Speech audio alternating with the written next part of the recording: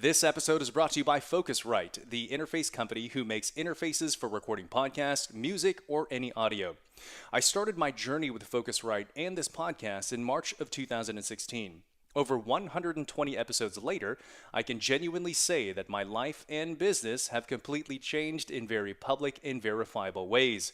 In addition to having interviewed company founders, CEOs, New York Times bestselling authors, TEDx speakers, and even celebrity athletes, I got sponsored, signed by a premier talent agency, became a keynote speaker, and now I'm building a training and development company that serves the industry I come from. Focusrite products produce amazing sound quality, are easy to use, and are a great fit for new and experienced podcasters alike. The Focusrite Scarlett 2i2 and 18i8 have been my primary tools that have allowed me to build a platform, a personal brand, and now a business through content creation. So if you're a new podcaster looking to start a show, or an experienced podcaster looking to upgrade your sound quality, I recommend you check out Focusrite at focusrite.com. That's FOCUSRITE.com. What's happening, everyone, and welcome back to the Pathways to Success podcast. Today in studio, I have former professional athlete, best-selling author, and transformational speaker, Jay Barnett. Jay, welcome to the podcast, What's up, man? How are you? Thank you for having me, Julian, man. Appreciate it, man. I appreciate you coming out, man. So Jay, former professional athlete, best-selling author, transformational speaker. You have done so many things in your life. So when you first introduce yourself to an audience, like, where do you start with your story?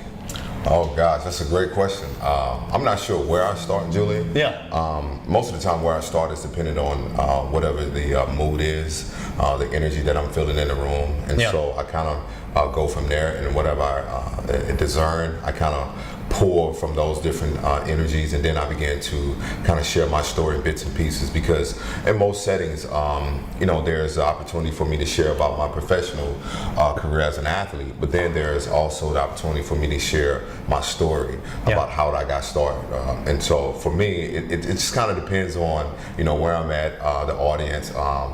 Most times when I'm speaking to teens, of course, they want to hear about the professional football and all those different things. So, their eyes light up. It's like, oh my gosh, you played, football, and so those things. But so, and it's just kind of like a feel, man. And I'm always humbled by the things that I've accomplished, and just such a blessing to be able to stand before people and to be able to share on any level.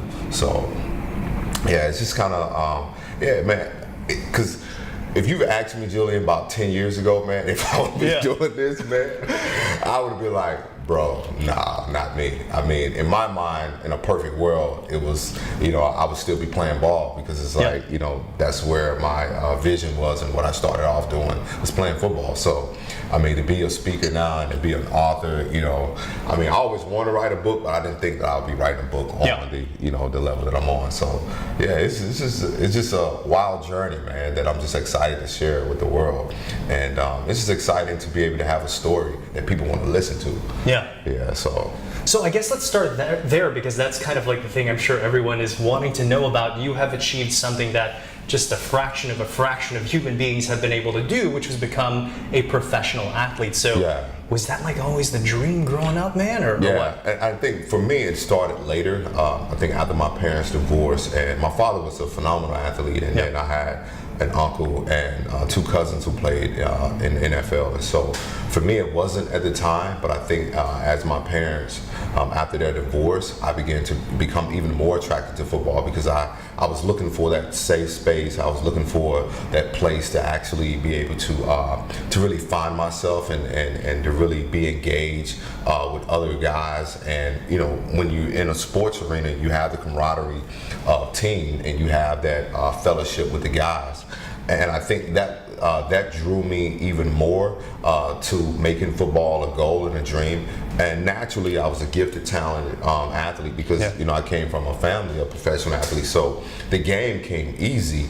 That part was easy. So I guess the next decision is like, okay, after I got to high school, and I'm just playing in high school, I'm just being a raw talent athlete, and then my coach is like, hey, you can go to college. So And I'm like, really? You know, I didn't know. You know, I grew up in Mississippi, and so it's like, I mean, college was fair. I mean, it was like far-fetched, and it's like, if you went to college, it was like you did something great to go to college. You know what I mean? So I didn't know if people going to college just on an academic scholarship or any of those things. I knew, hey, he played sports, so that's how he got to go to college, and that happened for me. And then in college, I had a great career, and then it's like, hey, you know, you have opportunity to play at the next level. So I think for me, as I continue to grow as an athlete, the NFL became the dream. Yeah. It didn't start out that way, because for me, I was just playing because I just needed an outlet. You know, I just needed something to do to stay out of trouble. And also it was a space for me to be able to, you know, express my anger, my resentment toward my dad. So it was just that place, man, where I could just go out here and, you know, I could hit people, I could just do whatever, and there was no repercussions. And so for me, football provided that. And later on, I think my goal became, all right, cool. If I want to keep playing, if I want to keep having this space to really have, to exude my anger and all of my frustration and pain, I need to keep playing. And so, because that's literally what I was using football for. And just so happened, I was a kid that, you know, I was smart, and so, and school was easy. So for me, I was just really showing up, man, for football. Yeah. Yeah, so that's what I was showing up for. So when did it actually start to look like this could be a real thing for you getting into the NFL? Like, what did that process look like? For me, it was slow. It was a late process, because I was a free agent. Okay. I went to a small school, and I didn't get drafted, and so I went and played arena football. Okay. So I was actually out for a year, but I was playing arena football, and then I moved to Houston to train with my best friend at the time, who was training pro athletes.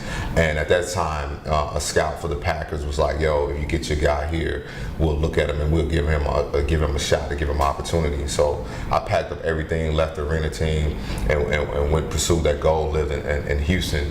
And then the following year, I had the opportunity with the Packers, and then I went back to the Arena League. And so it was one of those things, man, where you know, and I tell people, when you get to that rank, you find out it's not as hard as you think, but it's not as easy as you think, if you can catch that. Meaning that getting to the league is easy, right? Because you just need to get in front of some people.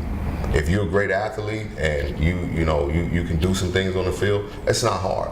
The difficult part is when you get there, is do you fit the mold, or do you fit the system that each team is looking for? Because if a team is looking for something different, then you may not qualify for what they're looking for.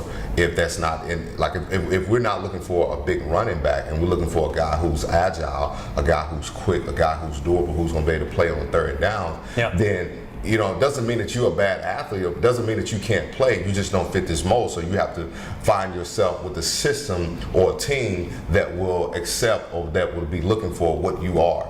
And that's the difficult part about the NFL, is that so many guys can play, but it's only a certain amount of spots. But then also, every team is looking for something different. Yeah. And every coach, every GM has a different idea of what that looks like.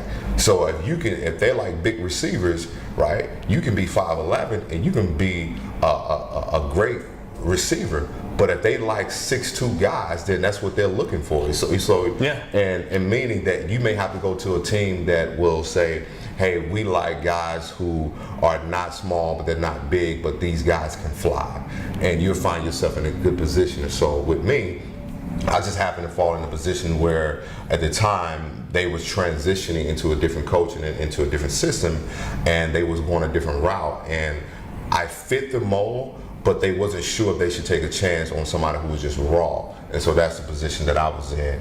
And then that's what led me back to the Arena League. But it was a great experience. It's a great opportunity, you know, to get there.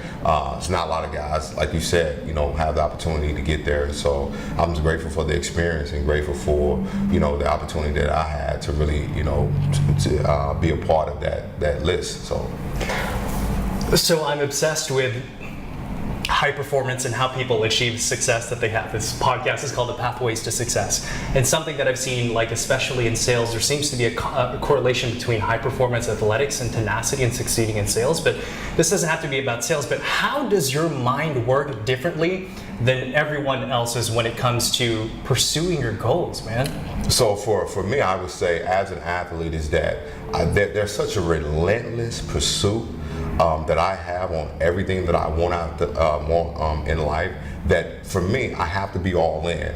I can't be 50% in, 30% there. And what happened is I believe most people can't fully commit to what they want to do or what they want to achieve. And so when you look at athletes, especially that you're able to perform at a high level, your mindset is already set to finish before you even start. That's the first thing. Interesting. You have to have finished it before you start, because if you cannot see yourself finishing, then starting is going to always be difficult for you, and it'll always be, oh, I'll start tomorrow, the next day.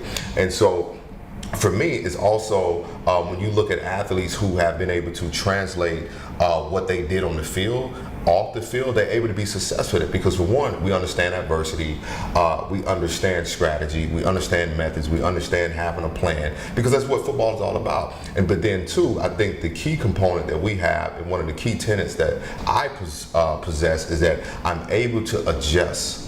And that's difficult for a lot of people when they're trying to pursue success or whatever it is that they want in life, is that they have a difficult time adjusting. Things won't always go your way, and things won't always go as planned. So you have to be flexible enough, and you have to be in a position to where you're able to allow yourself to adjust not only your perspective, but you have to be able to adjust how you do things. Because when we come into a game plan and there's something that we're doing in the first half and it doesn't work, you would be ignorant to continue doing that in the second half. Yeah.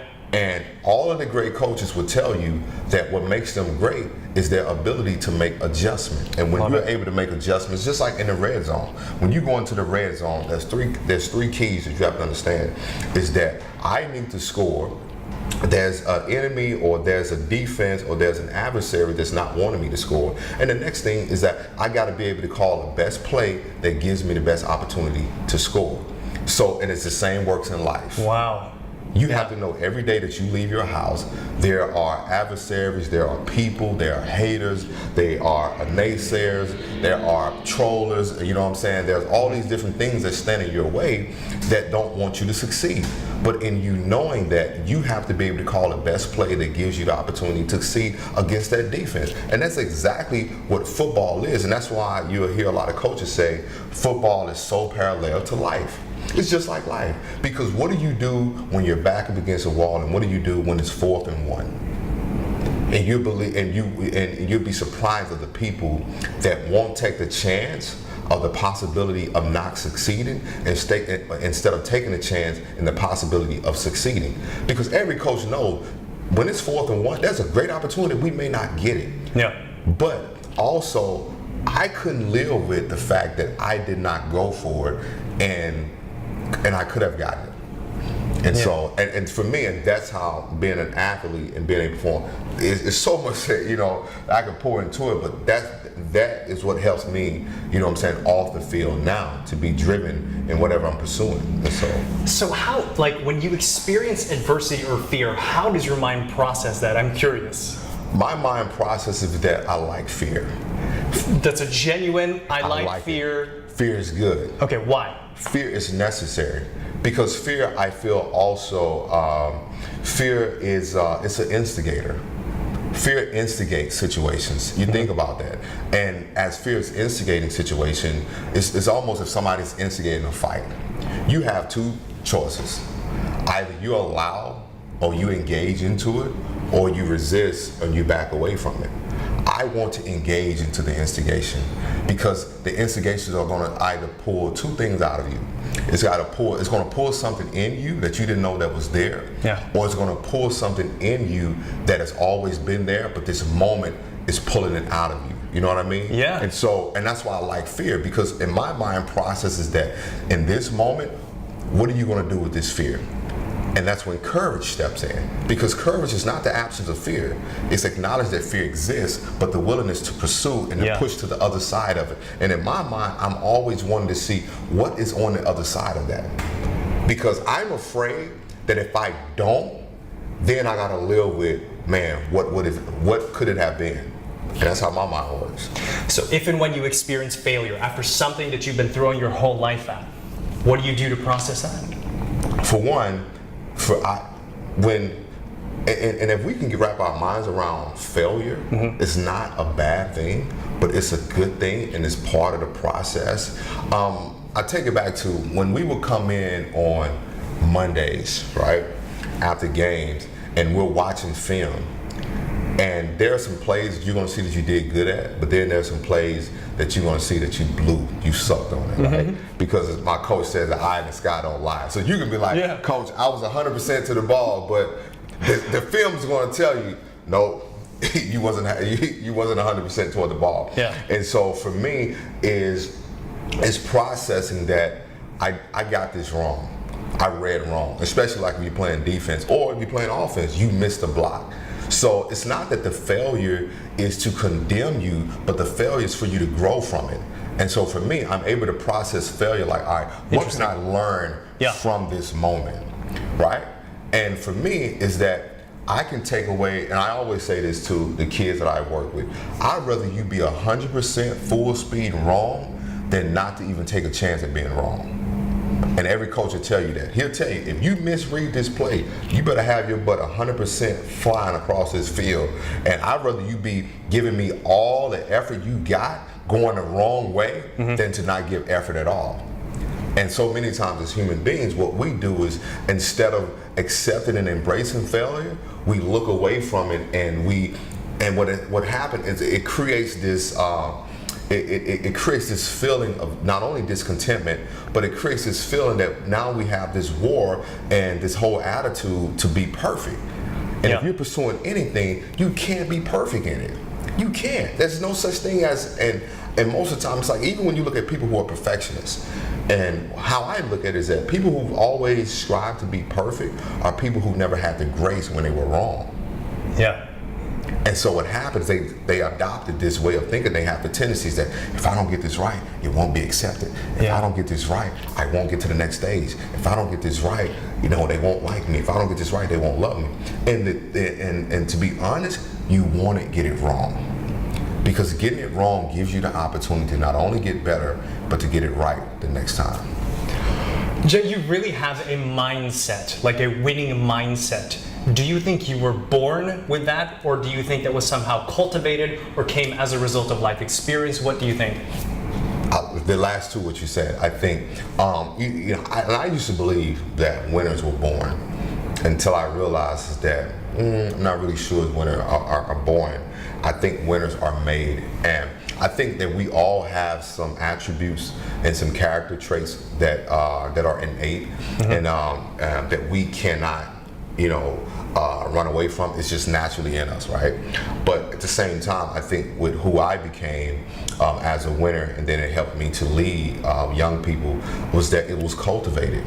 Because they were things that were there, because my father is a pastor, he's a natural leader, he's a go-getter, he's all of these things. So through my DNA, those characteristic traits are already in me.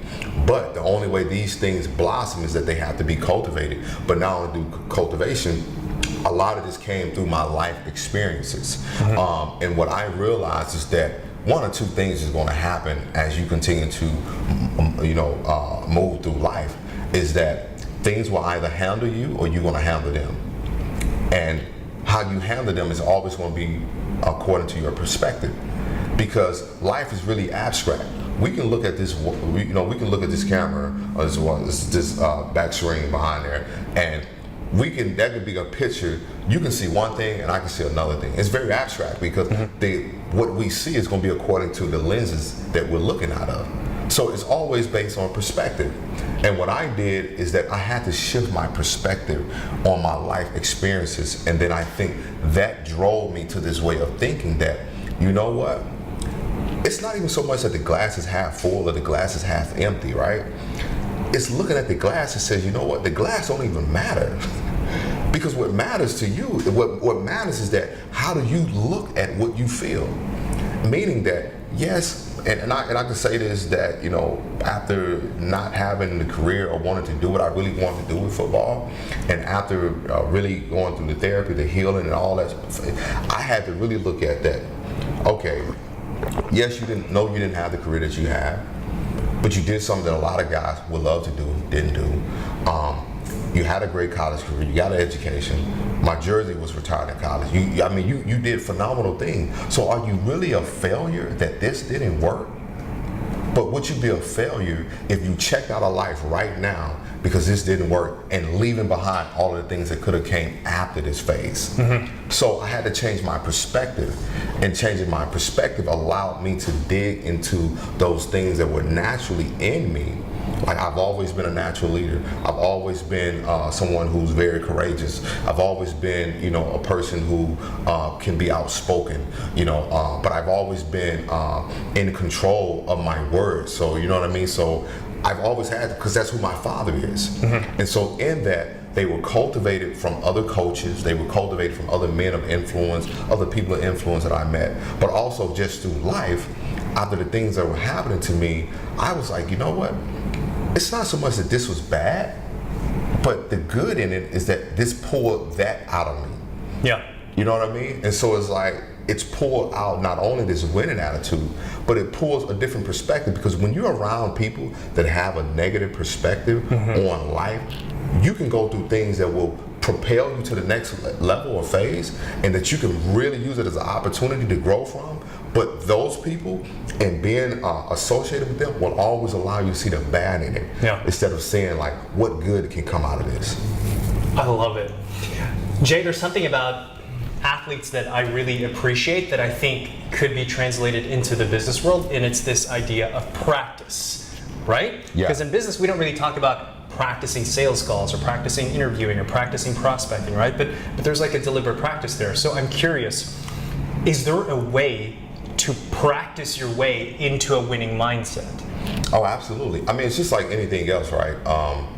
Behavior, I feel like repetitive behavior, right, is behavior that could be naturally, you know, reenacted, you know, and so it's the same reason that we're constantly running the same plays over in football. Yeah. You know, and they'll tell you, the more reps that you get, the more comfortable you get, the more confidence that you get, the more natural it becomes to you. And that's why repetitions is so good in sports. Repetitions, like, we were running the same play 5-10 times in a row, and a coach is doing it until you get it right. Why is he doing that? He's doing it because he's trying to embed in you not only a philosophy that he has about this play, but he wants this play to become part of you, to where you don't even have to think about it. That you just naturally react. That's why as athletes, everything is reaction to us.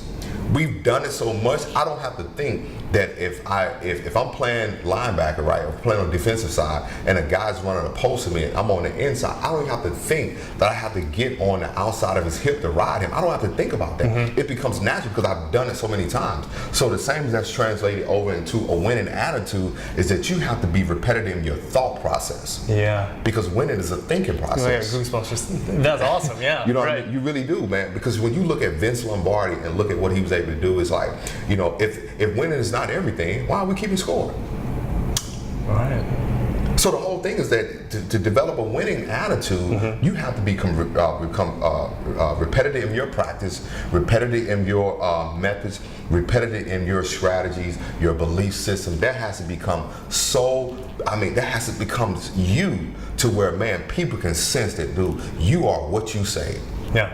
To the point that you, even if you're not saying anything, I can just sense that you have this winning attitude, and to where it has to be contagious and it has to be infectious, to where you don't even have to think about it. That when you find yourself in a gym, you automatically know, I got to think my way out. And thinking your way out becomes natural because you already see yourself winning in it. And that's why I love Tom Brady, man.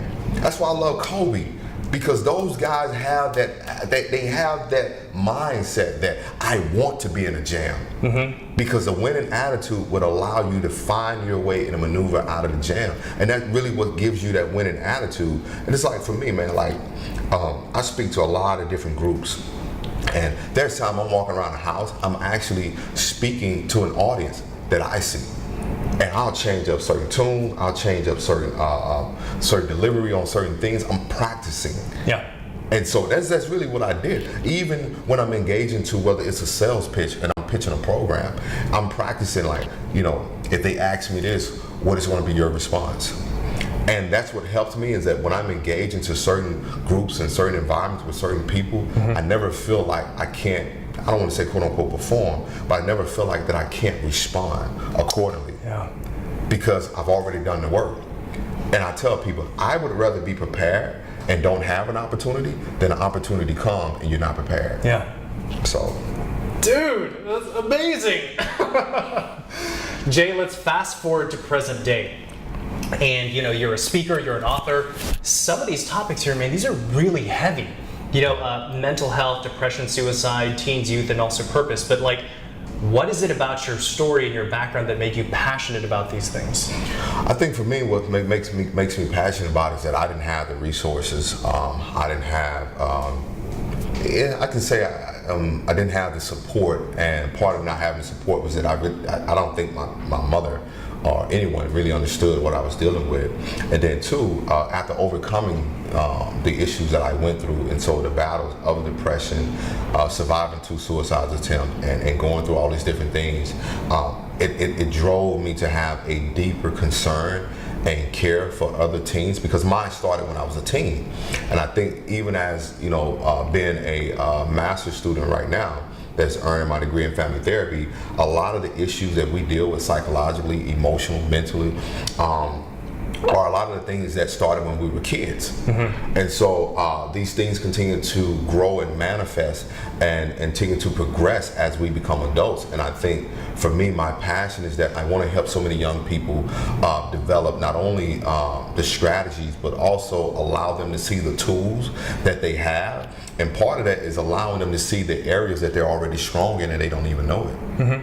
Because some of these kids that I work with, they've already been resilient in their situation. They've been abused, they've been neglected, they've been abandoned. And so what I do is I take the areas that they've been strong in that they don't know, and I say, hey, listen, you already strong because you made it through this. You made it this far.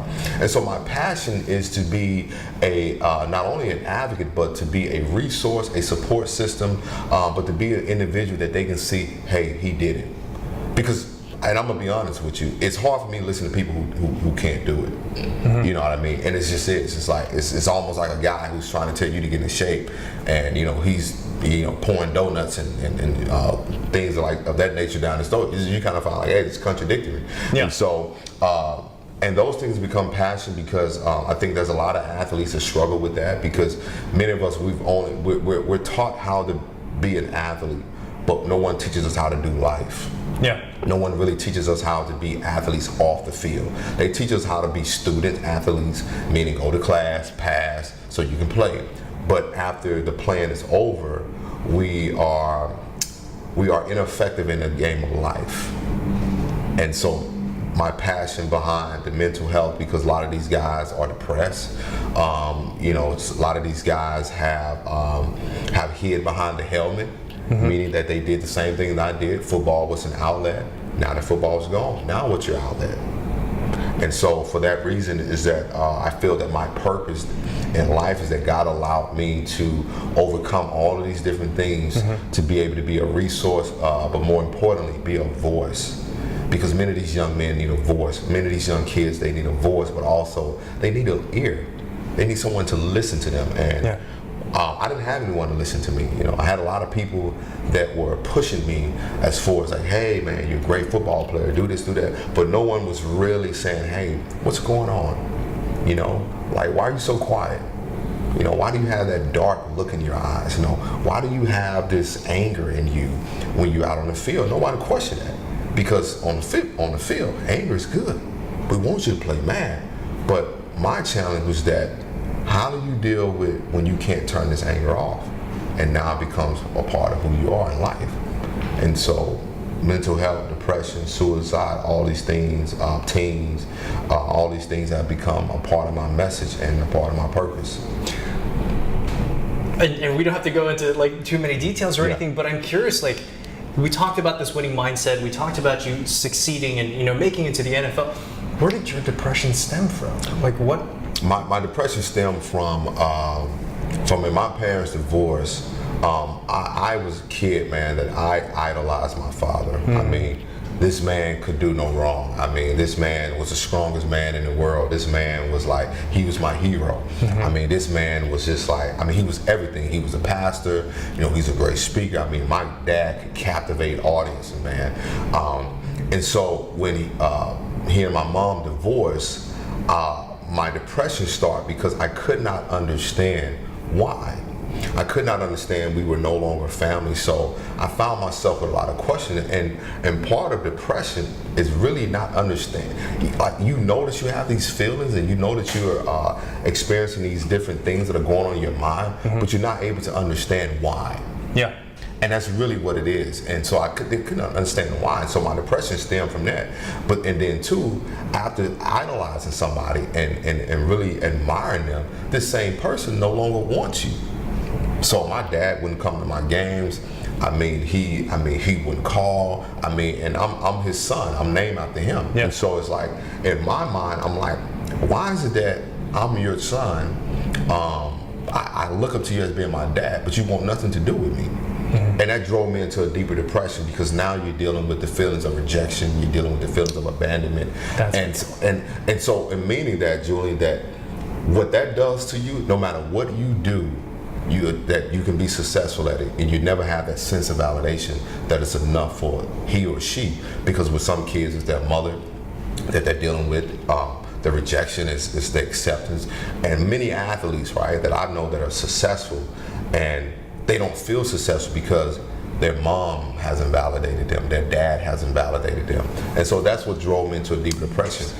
Meaning that, man, I can have a phenomenal game, I can do great, but if I didn't hear my dad say that I did great, it didn't matter.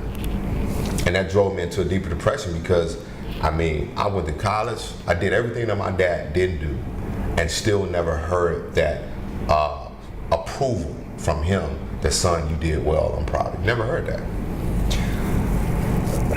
Man, that's crazy. So our audience can learn from your experience. And this is, I mean, I don't know, I just hear it so much more in the news that this is becoming an increasing issue. What's the first step you did to move past that? Or to heal or whatever, yeah. So I think for me, the first step for me to move past it was that I had to acknowledge what it was. Like, I mean, we've heard of depression, but I didn't really know it was a depression. Yeah. And the first step was acknowledging that, okay, I'm depressed. What were the symptoms of it? So the symptoms were, I was very withdrawn, I was very quiet, and something also I shared with the audience, that as a kid, as a teenager, I used to be a cutter. So I was cutting as a kid, because you're trying to numb the pain, but also you're trying to trick your mind that you don't feel pain. So it's a two-way, it's a two-way street, because you're hurting inside, because I was hurting by my dad, but at the same time, I wanted to inflict pain on myself to say that you don't feel that. So you become numb, and so when you become numb, you don't care. You don't care, you become disassociated. You become disassociated, you know, you're checked out. And so for me, it was acknowledging all of those things later on in my life, that the acknowledgement of that, what happened to me as a kid, what I was dealing with as an adult.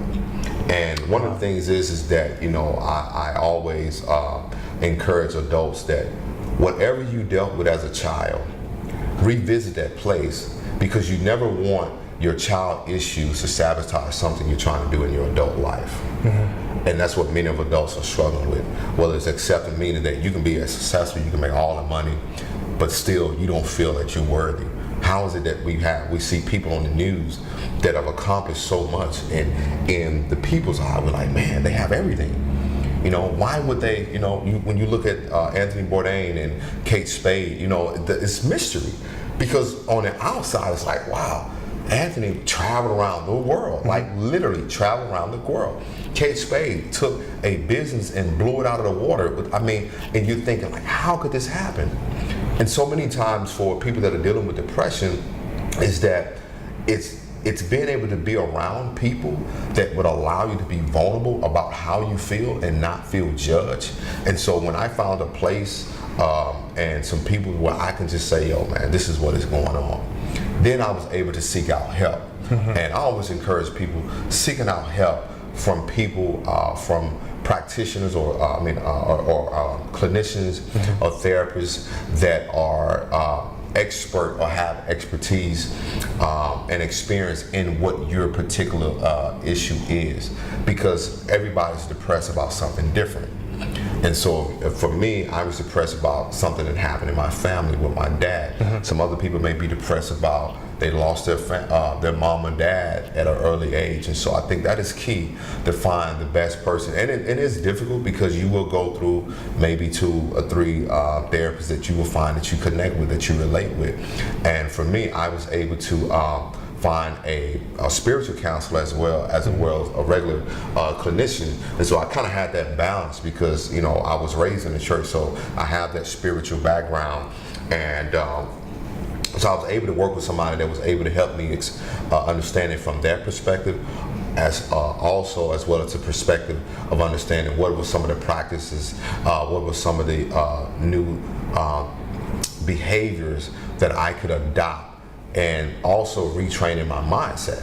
Because for me, man, after football and after the Green Bay thing didn't work, like, I was just angry at the world. And I really had to sit down and talk with somebody. And it wasn't until the therapist says to me, he says, why do you feel that you're a failure, man? And when I told him, that was the thing that was holding me back.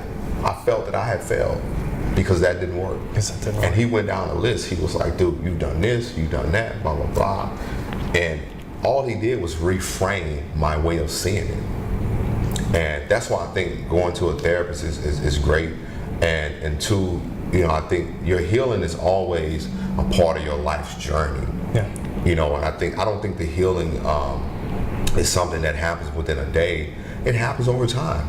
And as you say, is the same that you work on practicing your methods and your beliefs, whatever seance that you have to, to develop that winning attitude. It's the same works when it comes to your healing. It's just continuing to work. It's every day is work. It's every day reframing my mind that, hey, just because this door, and I think too, once I got over all that, it really helped me to tap into that winning attitude. Because now a closed door doesn't mean they don't want me. A closed door just means there's another door that's going to open that I'm supposed to go to.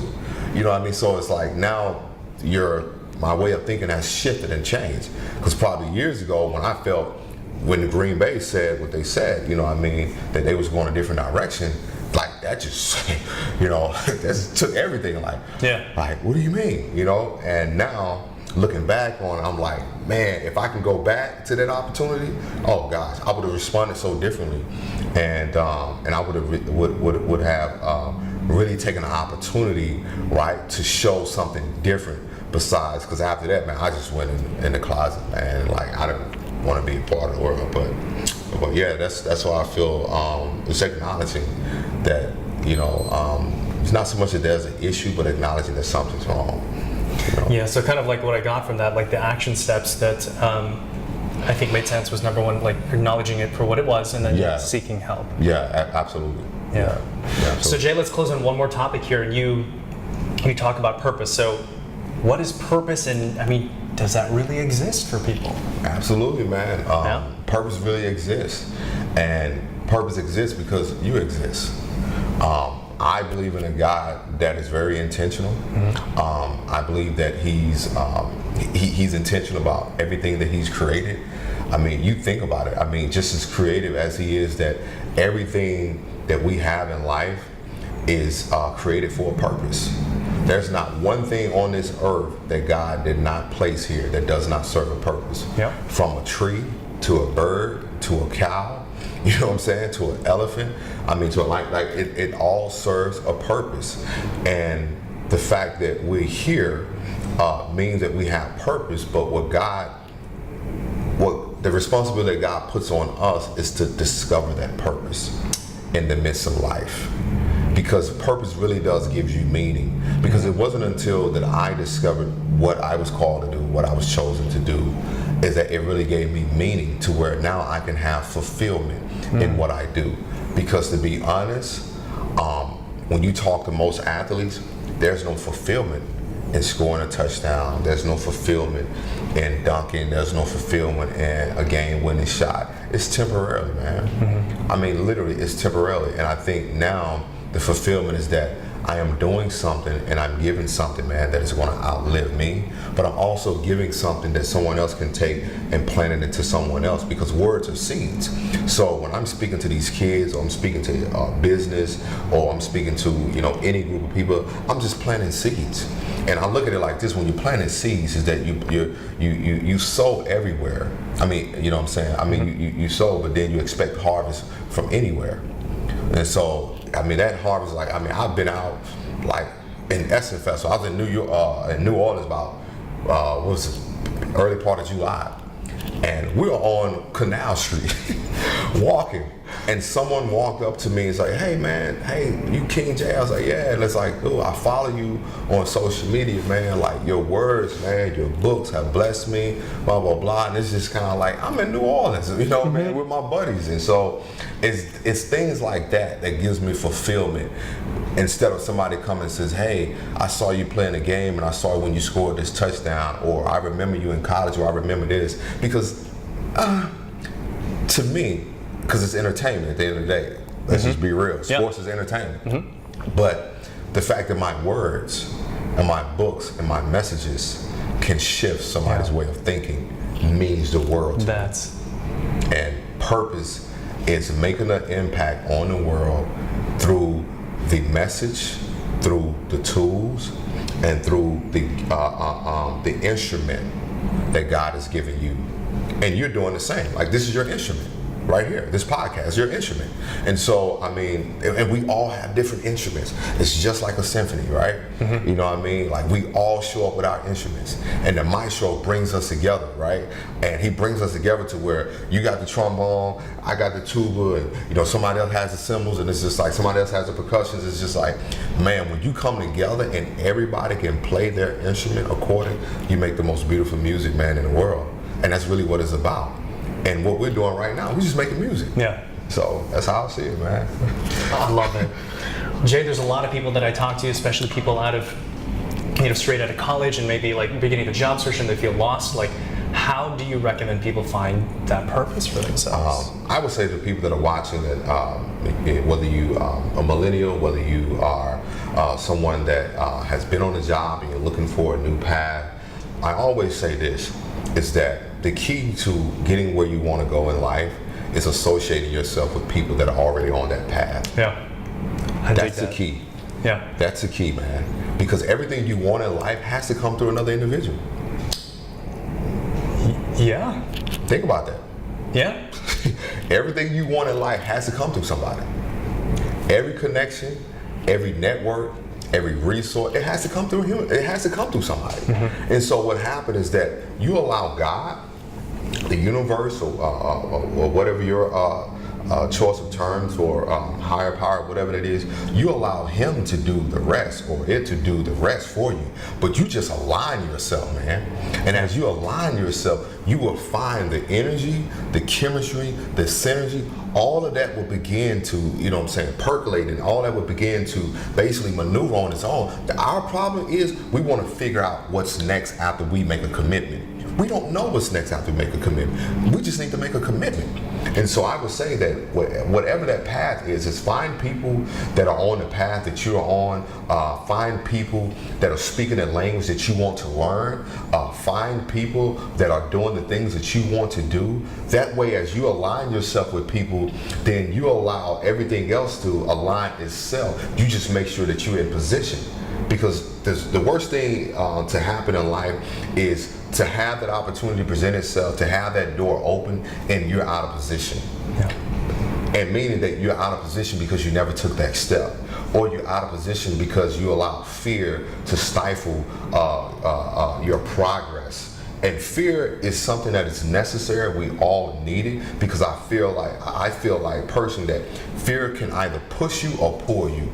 It'll either push you toward it, or it's going to pull you away from it. And so I encourage you to allow the fear to push you toward it, whatever it is. I'm telling you, everything that I've ever done in life, I've been scared as hell. I've been afraid. Yeah. Because I don't know if it's going to work. I don't know if it's, you know what I'm saying, if it doesn't. And I share this story all the time about my books that I wrote for young ladies, Letters to a Young Queen, man. It's the most scariest thing I've ever done. Here I am, and I'm just being candid, here I am, an ex-ball player, black guy, writing a book for teenage girls. You know what I mean? And like the lady that I was working with, like, dude, you really want to do this? Like, what do you know about girls? And what I did, Julian, I took a series of notes and just a journal because I started mentoring girls. I felt this call to mentoring girls. I don't know where it came from. I had to come from God, because not to something that I had in mind. But to share quickly is that the lady who I was working with, who was helping me edit the book, she quit on me. Oh man! Because she didn't really believe in it. And I want to share this to the listeners, that she quit on me. But here's what you can't ever do when people quit on you. You can't quit on you. So I had to stay persistent, and I had to really focus that I gotta finish this, because I felt it in here. And fast forward to now, do you know that book is in Africa? That book is in London. That book is in DC, LA. There's so many girls programs that utilize my book as a tool, as a must read for their girls. Now just think, if I was too afraid, I would have never known what the possibilities of what that book could have done. And let's say I wrote the book and it didn't do anything, at least I did it. And I think that we have to be able to move move beyond the trepidation of feeling that the acceptance of people of what we do. It's just like, people don't have to accept it. Once you do it, you release it, and once you release, you allow everything else to fall in place. And so, and that's really how I feel that, you know, be encouraged. Anything that you want out of life is not easy. And I can tell you that anywhere you want to go in life is going to be difficult. But I tell you, the journey is worth it. And everything is possible if you stay consistent and faithful. So, I love it. Yeah. Jay, how do people connect with you? How do they check out your books? Tell us all this. Yes, people, you can check me out. All of my books are on Amazon. Type in Jay Barnett or Letters to a Young Queen, Hello King, or my first book, Finding Out Lost Kings and Queens. My social media handles, King Jay Barnett, and that's on Instagram, Snapchat, Facebook, Twitter. Everything is all the same. Our booking info is also on there. And then we have a website for our mentoring program, and it's the WeBuildProjects.org. WeBuildProjects.org. So, yeah. Awesome. And we'll make sure to have all this plugged in the show notes as well. Jay, thank you so much. Thank you for having me, Dude, this has been great, amazing, man. I'm man, really so glad to know you. So thank you for doing this. Yeah, absolutely, man. Everyone else, thank you all for tuning in to another episode of the Pathways to Success podcast. As always, make sure to subscribe, comment, and share. And we'll see you next time on the next episode of the Pathways to Success.